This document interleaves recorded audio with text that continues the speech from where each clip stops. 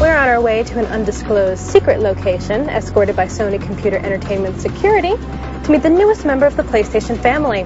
With the formal announcement at this year's E3, everyone wants to get their hands on the new PSPgo. And that's exactly what we're going to do. We just don't know where yet. Nice suit.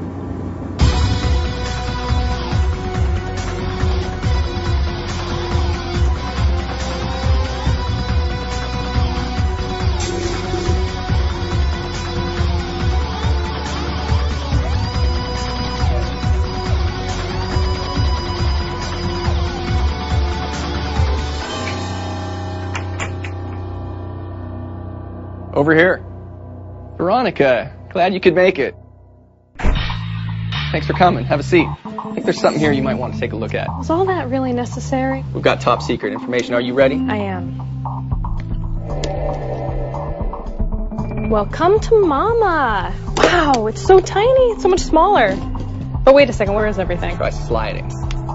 That's how you play the game. I get it now. So fill me in. What's this all about? So this is our newest PSP. It's called the PSPgo. All right, so I want the nitty-gritty tech specs on this baby. No problem. Down and dirty. So it's a 3.8-inch screen.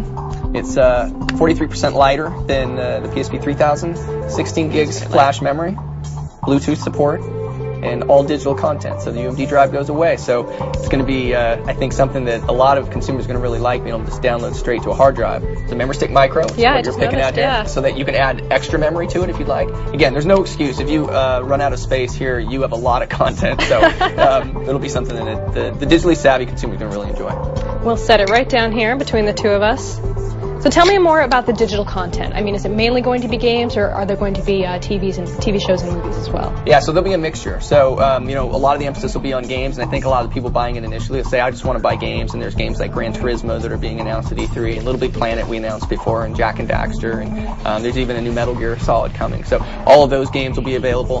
But then there's movies, and all the first-run movies that you can rent or buy through the PlayStation Network, and TV shows, as you mentioned, as well. So you can bring so much content over with you and fill it up on that 16 gigs flash memory. Well, since it is called the PSPgo, I imagine it would work with remote play as well. Integration with PS3 is very important to us, and it works just like PSP 3000, and that's a growing use. A lot of people like to be able to take their content from their PS3 with them on the go. What are the main differences between this and the PSP 3000? The first is the onboard memory, the flash memory, 16 gigs of space. There's Bluetooth support as well, so if you have a Bluetooth headset, you can actually tether it to your cell phone as well. But ultimately, it's the portability, and bringing that content with you in a smaller form factor. You've got the most immersive games on the PSP platform anyway. Now you've got a smaller unit to do it with. Is this going to replace the PSP 3000, or can you still get one of those if you want to? It won't replace the 3000. We're going to keep them both on the market. So if you're a consumer and you say, you know what, I really like tangible products, I like the disc, you can go out and get the 3000 and purchase UMD discs and movies and games with that. If you like digital and ease of use and kind of a more premium nature, the PSPgo is for you.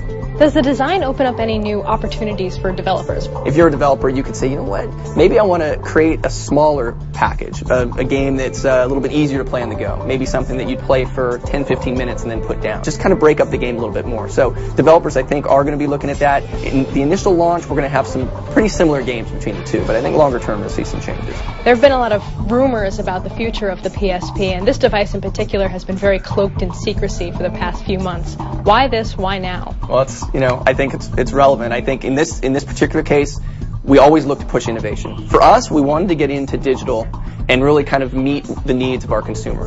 More and more consumers are going online to purchase music, and they're starting to purchase games, and they're purchasing some movies. We always want to be ahead of that curve. We look at each of our products as 10-year life cycle products, so this needs to live on. Our view of the world is, digital is going to become more and more important as we go along here, and ease of use factors make it that much more important. Does it speak to Sony's long-term strategy to have downloadable content as opposed to hard media? We're going to look at kind of a shared strategy there, actually. Hard media media, tangible goods have their place, and I think that many consumers say, you know what, I'd really like to be able to just hold that disc. But there's certainly a growing segment culturally that want to be able to have digital goods. They've grown up with being able to download movies and music, and now they can download games. This is clearly the start of something really cool with the PSP Go. Where do you see it going in the future? There's a lot of back-end service and support that we'll be putting against it that I think will really excite the base. There's obviously all the games that are coming from discs that'll be available on PlayStation Network, but it's also new IP, new product, new games that are available, only for download. Our focus is really on working with developers, ensuring that they look at the usage model for the Go, and then looking at the services that are going to be available and kind of accentuating those services for how someone would use Go. When are we going to see this available? I think a lot of people have been asking about when it's going to come and when we're going to actually make our push towards digital. So it is finally here. It's coming this fall. We think it's going to be a huge product for us. Am I looking at the only one in existence right now? Actually, I've got a second one. Well. Put Gran Turismo on there for you. Core viewers know I'm not very good at driving games, but I'll give it a go. Good, let's play.